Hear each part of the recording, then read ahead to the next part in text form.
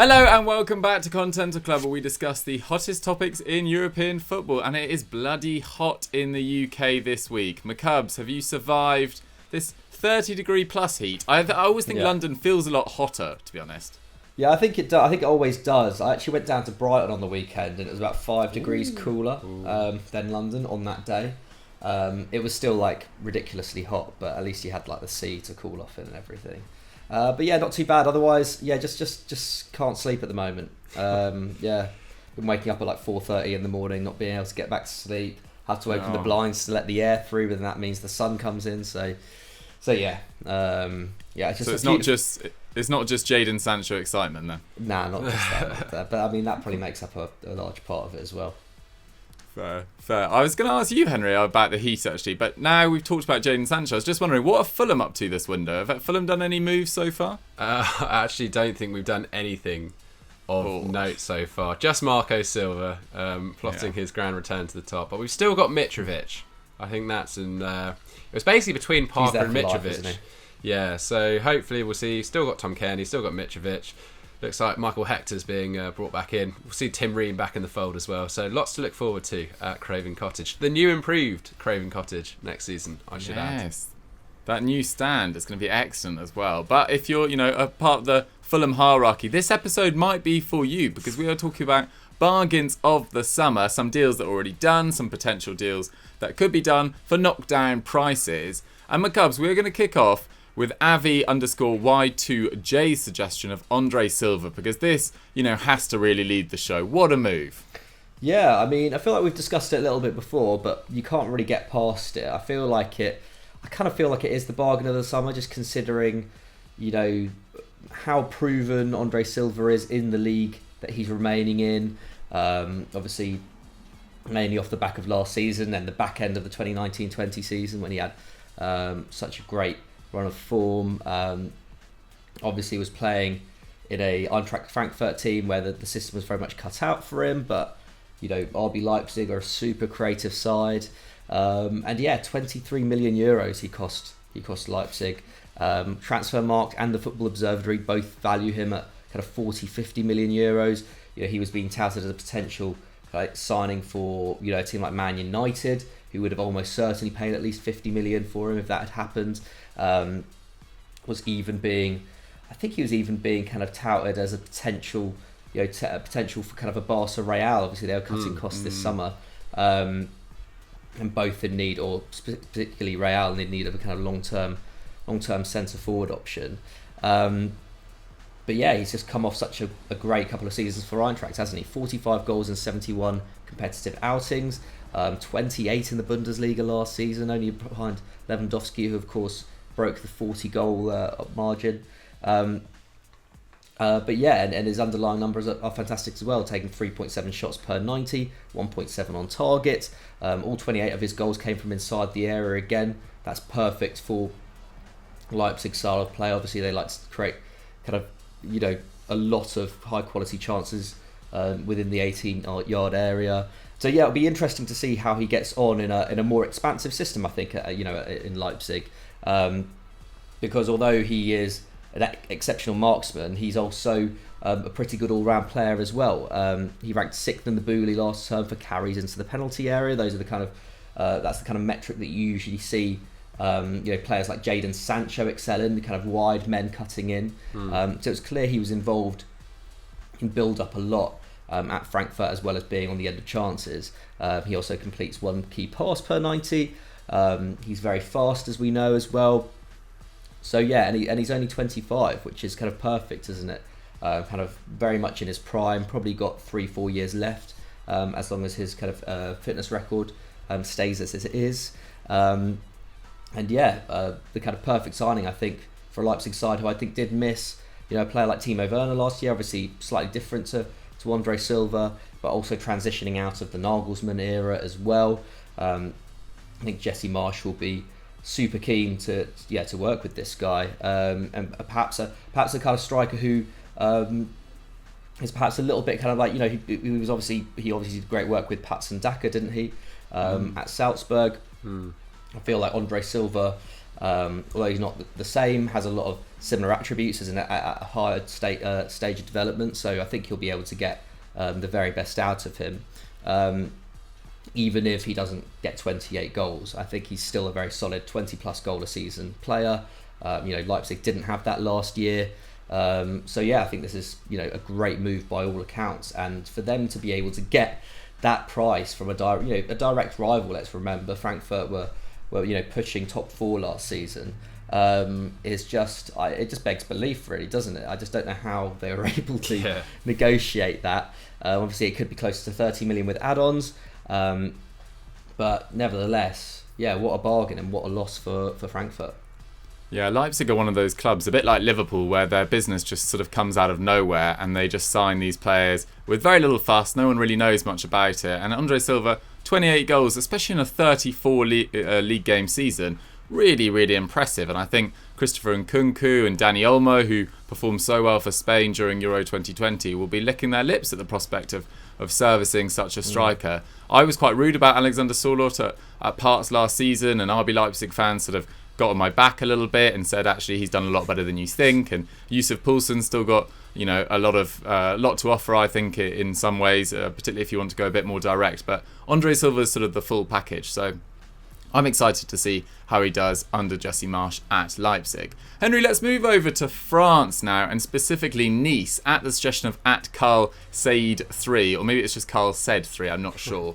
Anyway, he suggests Nice and their acquisitions of Calvin Stengs and Justin Kluivert. This is more smart business, really. Yeah, I feel there's quite like a doomsday narrative around the French league at the moment in terms of the financial issues going on there. Obviously, the Media Pro TV rights deal collapsed, and it looks like a lot of teams have to sell. I think we'll discuss that a bit later. But Nice, out of nowhere, sort of pulling off some really sort of smart and surprising pieces of business. It helps they are bankrolled by Jim Ratcliffe, the sort of British billionaire, Ineos, so they've got like money behind them. But if we look at some of the players they bought in, Jean-Claire Todibo from Barcelona for just 8.5 million euros. Got Melvin Bard from Lyon, who's the left back. I don't know too much about him, to be honest, but for 3 million euros. And then the double addition of Calvin Stengs and Justin Kluivert, two sort of really exciting Dutch players. Sort of, in my opinion, Stengs more so than Kluivert at this point in time.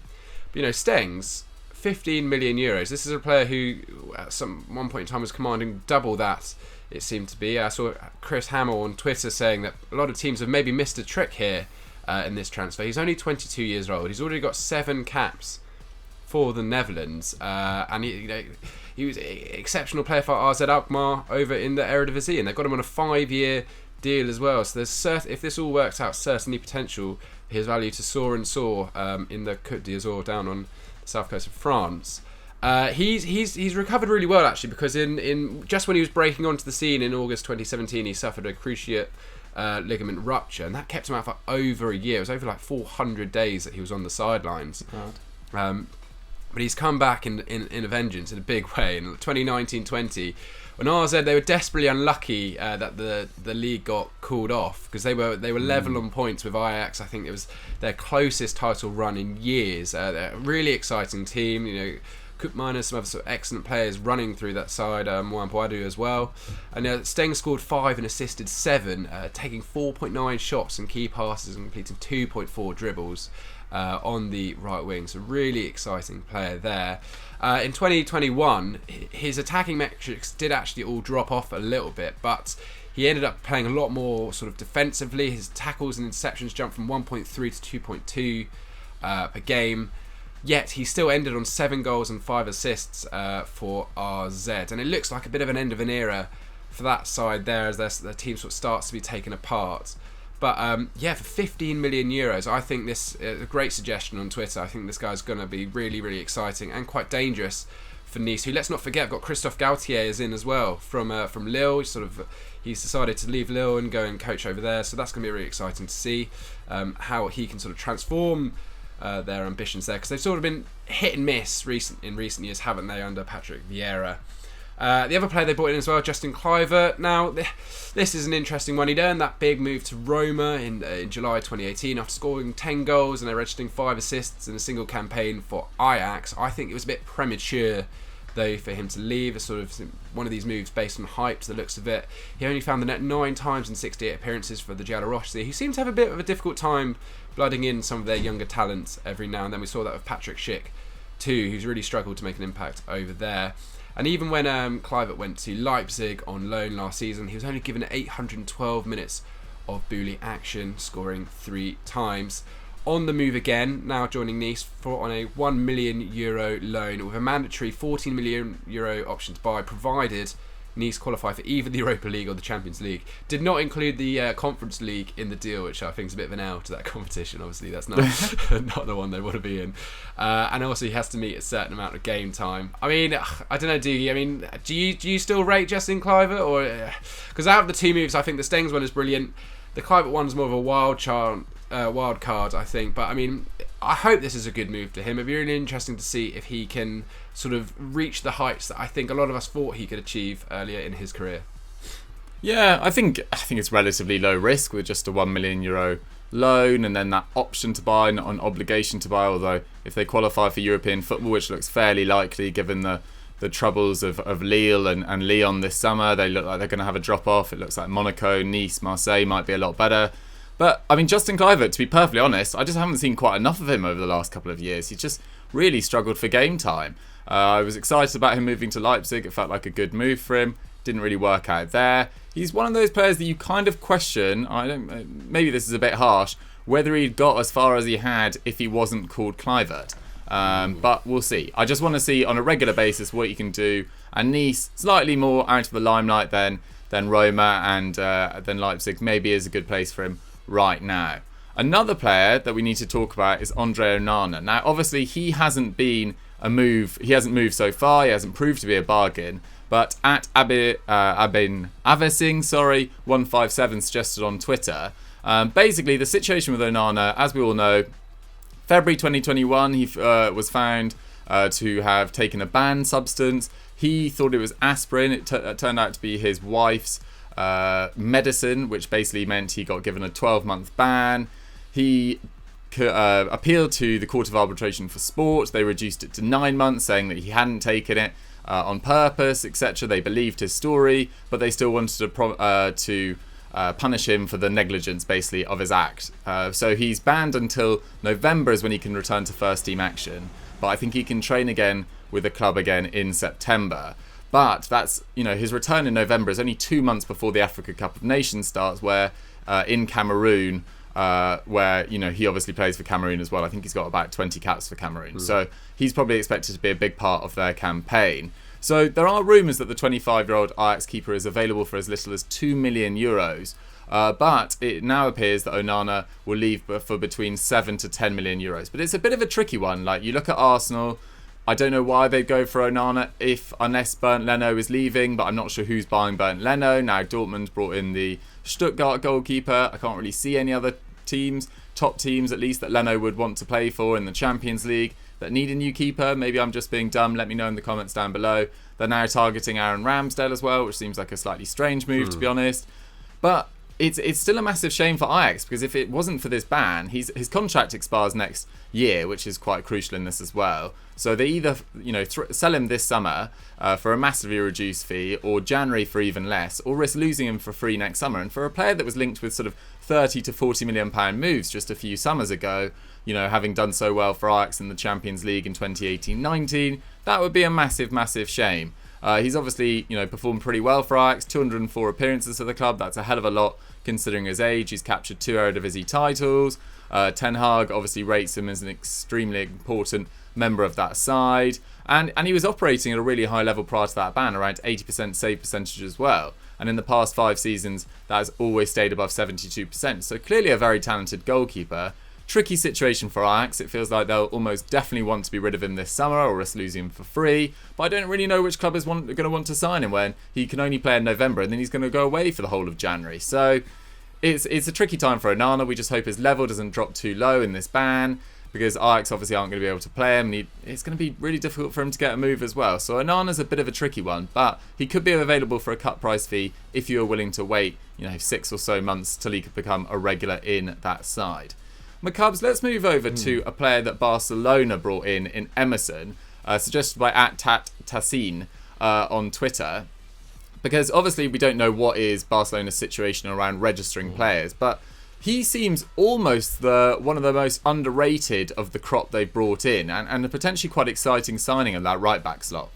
Yeah, I think it's a funny one because I think because this move was kind of inevitably, on the cards to happen, pretty much ever since they kind of went into that agreement to sign him, or kind of that co-ownership deal that they signed with Real Betis back in January 2019. So for anyone who didn't know, he was Atletico Mineiro, and then Real Betis and Barca joint signed him, and essentially Barca kind of bought Betis out with this deal for €9 million. I think there's a deal that was completed as well before the summer, so it doesn't actually, that €9 million I don't think factors in to their spending this summer, which is obviously good news. Obviously, they're still in their current predicament of having to reduce the wage bill massively and only be able to spend 25% of whatever profits they make. So in some ways it's kind of gone a bit under the radar, obviously, because they, especially the free transfers of Memphis and Sergio Aguero made most of the headlines. But this is someone who was one of the best right backs in La Liga last term. He played just under 3,000 minutes for Manuel Pellegrini's side. He won the third most amount of tackles in the Spanish top flight. I think he ranked first for total interceptions. Obviously, we do it by per 90. I imagine he wouldn't rank quite as highly, but nevertheless was a very, very consistent performer last term. Made 5 successful pressures per game as well, 1.9 blocks, so defensively very solid, also very adept going forward. 1.9 shot creating actions per 90, finished the season on 1 goal and 4 assists, which for a Betis side which was fairly inconsistent, I think is pretty impressive. And I mean, obviously I feel like Serginho Dest is still number 1 at Barca. I would still have him as my kind of regular starter going into the season, but obviously having competition at right back is no bad thing, especially over what will be inevitably a season which I imagine will be probably as intense as the last one. I think this is a very solid move for Barca, and at a very good price as well. I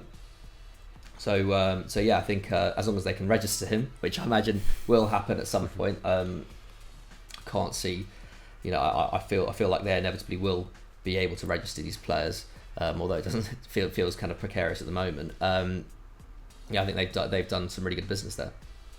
Yeah, absolutely. I was reading something the other day as well that he's one of the most accurate crossers in La Liga as well, which is going to be pretty handy. I kind of agree with you. Serginho Dest came in for a bit of criticism for his defensive work. Emerson will hopefully be able to balance that out, but we'll see who starts in Ronald Koeman's side next year and what formation they play, crucially, because that will play a massive role of it is as well, even. Let's stay in La Liga, Henry, because everyone, myself included, got pretty excited this week with talks about Bryan going to Spurs. And this was suggested by @Razia _RR2. So what's going on with this one? Because it seems like a pretty unlikely swap deal. Yeah, this just seems crazy. I mean, if we consider all the tribulations that Tottenham have gone through this summer, sort of failed managerial targets, failed transfer targets. If they end up signing Romero from Atalanta, which it looks like they're in negotiations with, they've obviously got Golini. The goalkeeper looks to be joining. I'm not too sure what I think of that move, but this one, Bryan Gil, €25 million plus Erik Lamela. That seems like a sensational piece of business. It really does. I'll talk about Lamela in a bit. I don't want to discredit him too much, but in terms of what they're getting here, in terms of how exciting this guy could be, he's only been. Gil has had 1 amazing season so far. I think we need to stipulate that. I think that's really important. He's nicknamed Little Cruyff. We spoke about him recently, but nowhere in the context of him joining Tottenham, I think. But he scored 4 goals and registered 3 assists on loan in the Basque country of Eibar. But that really doesn't do his contribution to Los Armaros justice. 3.9 shot creating actions per 90 is the 8th highest in the entirety of La Liga. He'd also dribble past 78 players and complete 36 carries into the penalty area. He's a box of tricks. He's got so much potential there. I wrote about him in a recent script about release clauses that your club should definitely be interested in. He had a reported buyout clause of 35 million euros, but Sevilla wanted to almost triple that if they could sign him down to a new deal. That clearly hasn't happened, so they've decided to sort of cash in on him and bring Erik Lamela in his place. Now, Lamela is sort of the last of the Gareth Bale money legacy, isn't he? He joined back in 2013. He's made 255 appearances in North London. You sort of forget how long he's actually been around at the club. Scored 27 times. Scored some ridiculous goals, hasn't he? Scored some Rabonas. I think that would lovely be Rabonas, yeah. Yeah, that's going to be like the lasting memory, I think, of Lamela at Tottenham. And I mean, this is the kind of stat which I think is really damning. He's only ever scored 17 times in the Premier League in all of that his period in Tottenham. When he left to join them from Roma, he scored 15 times for Roma in his final Serie A season. So he's only scored twice more in the league in that entire time, and I think they're expecting more from him. I think he's been a bit unlucky of injuries, hasn't he? And he's never quite cemented a place in the starting 11. A good servant for the club. Don't get me wrong, but I just don't think Lamela's quite lived up to the expectations. Certainly that kind of Bale replacement that I think he was brought in to be. Now 29, I think Sevilla is kind of like a good move for him. It's almost a classic Sevilla signing, do you know what I mean? To see him go there. I don't think many Spurs fans will be sad to see him go, especially with Bryan coming the other way. If this move does go through, I think it's going to be exciting. I still think Tottenham have got loads of potential in that team. Reguilon, fullback, he's still one of the best fullbacks in the world, in my opinion. We'll see what happens with Harry Kane. I saw Nuno Espirito Santo almost dismissing the idea that Kane was leaving, just sort of, so he's our player. I think slightly naive. I think Kane still, that is not dead and buried. That they're not. It's not just a case that he's moaned, got out of his system, and now he's going to play for Tottenham again. I still think there's going to be a lot of conversation to be had there. But it's really exciting to see someone like Gil coming in the other direction. I'm really looking forward to seeing, hopefully, if it does go through, what he can do in the Premier League. And yeah, 25 million euros plus Erik Lamela. What a bargain for a player who, if he was English and playing for an English club, we'd be touting him at sort of double or triple that, wouldn't we? Yeah, I think it's a real steal, to be honest. The only thing that is slightly confusing about the move is that he tends to play off the left, which is obviously where Son plays, but he can play off the right. So maybe he'll be eased into the first team picture this year. Son, I don't think he's got that long left on his contract as well. Maybe he'll look for a move maybe next summer. So maybe he'll be the long-term Son replacement, but we'll see. But yeah, I think it's an excellent piece of business. As for Lamela, I think he's a really good player, to be honest. I just think his fitness has really let him down. He's really tenacious. I think he's got a real nasty streak as well. He's a very good defensive attacking midfielder, if that makes sense. Yep. But it just hasn't quite worked out for him for a number of reasons. But let's move on to another player that Leicester City brought in Bubakari Soumare, suggested by @BraveHus24. Now, we've talked about this on Sunday Vibes, relative amount of time, so I'm going to keep this relatively short. But obviously, French clubs, as we mentioned earlier, have had quite a few issues with the MediaPro TV rights deal. He's now moved to Leicester, Soumare, for just 20 million euros, which, considering they rejected bids from Newcastle for 40 million euros back in January 2020, just goes to show what that financial situation is doing to clubs' willingness and ability to keep hold of their stars. Now, in terms of where he'll play, I actually think he'll be probably a bench option, unless they change formation. Unless Maddison leaves potentially, and then they go with a Soumare, Tielemans and Ndidi midfield. But I feel like he'll be back up to Ndidi and Tielemans maybe for the first 6 months or so. But he's got some very, very impressive stats as well. He completed 185 passes into the final third last season, which was the 5th most in Ligue 1. A dribble success rate of 85%, which is crazy, down from 91% the year before. 4.1 tackles and interceptions per 90. So in terms of a midfield operator, he's seemingly got everything. I did remember reading that his output in the final third is quite poor. So it's not going to be, cheeky assists and goals from long range around the edge of the box per se. But in that build-up phase, in dribbling out of tight spaces, he's going to be absolutely crucial. So I'm excited to see how he performs at Leicester. And for 20 million euros, it's definitely a bargain. McCubs, let's talk about briefly a couple of other players, and one player that I was quite surprised was linked with a move away from AC Milan is Jens Peter Hauge. I mean, what have you made of that speculation? Yeah, I've only just heard about it myself. Yeah, I mean, I don't know. I feel like he is obviously incredibly highly rated. He impressed a lot when he played last year. but he didn't play an awful lot. And I feel like, that the current personnel at AC Milan and the system they play doesn't necessarily cater to him being a regular starter. Whereas I feel like Eintracht Frankfurt, new manager, potentially a new system, might be, might suit him. Equally, a permanent move seems a bit odd. I feel like he'd probably benefit from going out on loan to them potentially. And Frankfurt, as we know, have utilised loan signings really well in recent years. But yeah, they're offering around 7 million. Milan want closer to 13 million. I think 7 million is a bit of an insulting offer, to be honest. I think they need at least 13 million. I'd probably be asking for closer to 20 million, but I guess Milan need to cut costs as well this summer, so perhaps they are looking to streamline that squad. And if Jorge hasn't necessarily cut himself out as a first team regular, perhaps they think he's expendable. But at 21 years old, he's got so much more development to do, hasn't he? And 5 goals in 24 appearances last season was very decent. So yeah, that is a little bit of a weird one. I don't know what you guys make of that. Yeah, I'm a little bit shocked. I mean, Henry, what do you make of it? Yeah, I mean, I thought he was impressive. Certainly in the early stages of the Europa League, he scored some really good goals, didn't he? I think he scored against Celtic.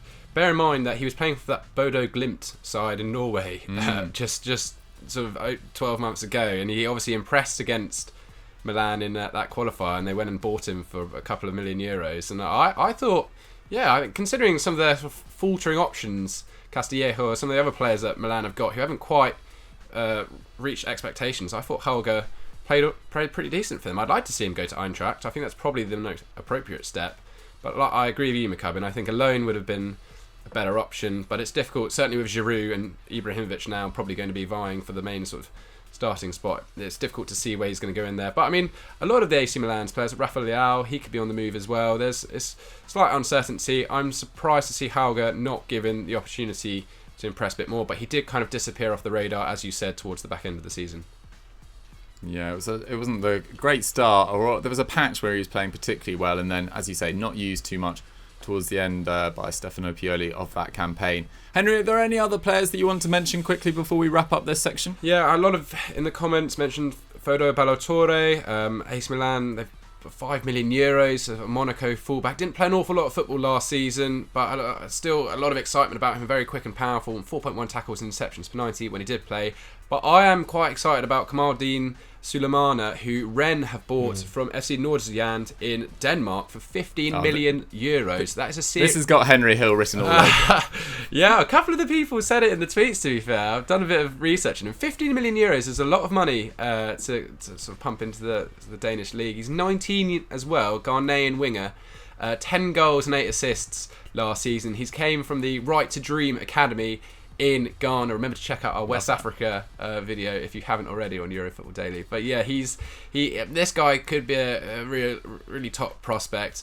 Follow that name, Sulemana in Rennes. We've seen players like I think he'll be playing with Doku there, and Rennes do have a good production line. Ousmane Dembele, that's where he started out. Ismaili Sarr, that was obviously where he was playing there. So they do have an eye for a very good winger. And I think Sulemana could be the next one. So 15 million euros, that's a hefty investment from a club like Rennes, certainly in this period right now. But yeah, one to watch certainly. Could be a bargain if they can triple that value in a few years' time. Oh, there we have it, guys. So many bargains so far this summer, and so many potential bargains still to come. Let us know which was your favourite so far. Maybe Bryan Hill, Andre Silva, Soumare, etc. Let us know in the comments down below. And let's move on to our quickfire question. So for our quickfire question today, many thanks to Liam Hawkins1 for his suggestion. He says, will we continue to see more top players run down their contracts in order to move where they want? It is a bit of a trend this summer, Henry, and in the last couple of years. What do you make of this? Yeah, I think it's just sort of a natural reaction to the heavily inflated transfers prices that we've seen. You know, I think players are very wary about extending their deals now because they know that if they do, the get-out clause is almost impossible to achieve, certainly if there's not a buyout clause in there.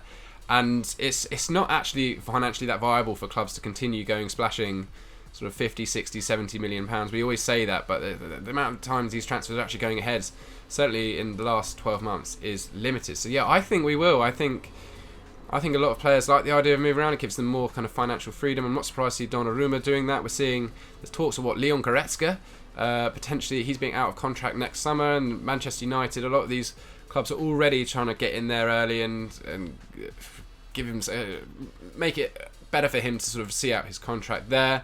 I do think it gives players a lot more freedom, and I think we will. And like I said, I just think it's a natural reaction to the fact that transfer prices got unbelievably inflated. I mean, the fact that PSG spent 150 million euros on Mbappe and he could just leave at the end of his contract is a really damning reflection of the transfer market. That's not how it's meant to work, is it? The fact he can just walk away from that after all the money they've invested in him, he's completely in his right to. But also, it's difficult for him to want to commit to PSG if he can't have the assurances that he can go quite clearly where he wants to go to Real Madrid or a bigger side at the end of it.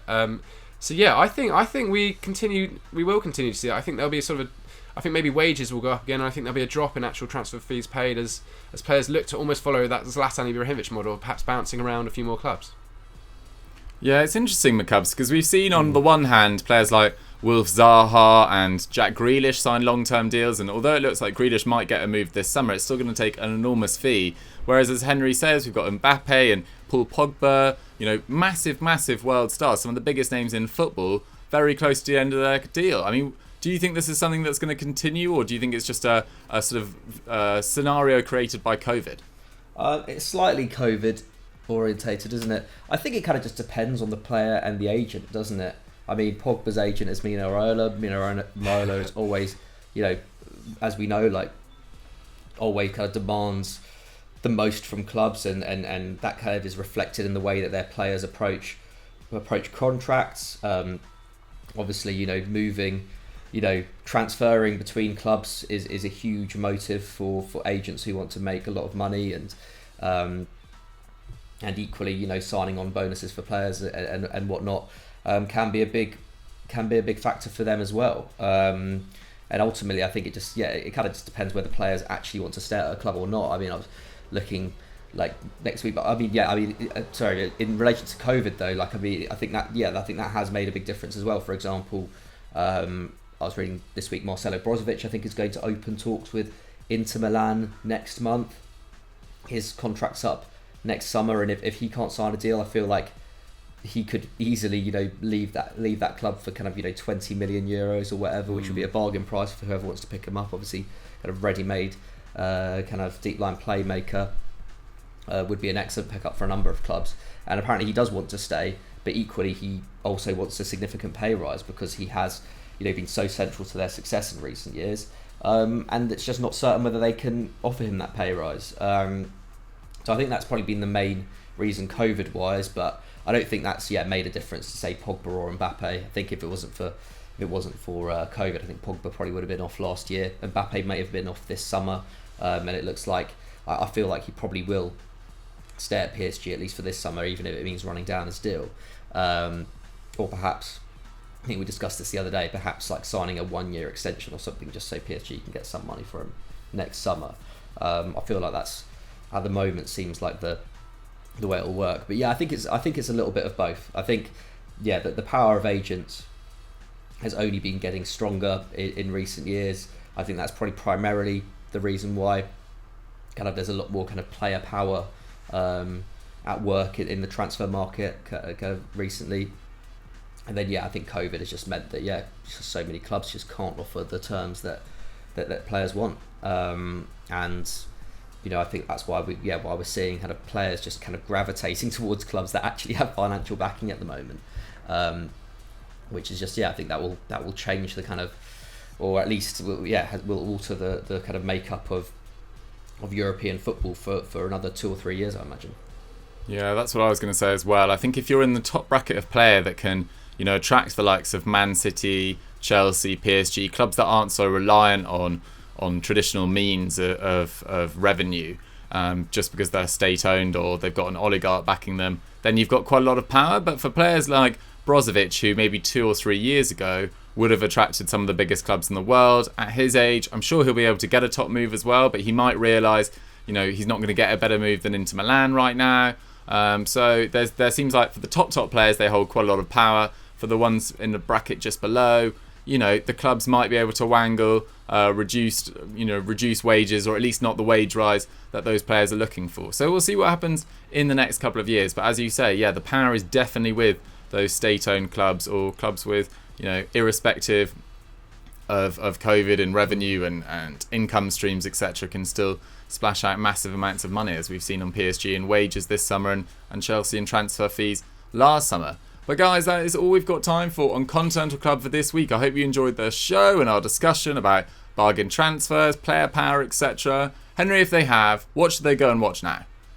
I've got a video on the rise of Jadon Sancho coming out. FD explains. So looking at sort of early days on the streets of South London, and then his move. He's sort of unbelievable ambition, actually. That's what I've sort of taken from that. Someone who he knows what he wants and he's gone for it, and I kind of rate that. And then I think we've got another one, like a top 10, like the top 10 dumbest wages in football right now. So which I think is quite a fun script. So go check those out.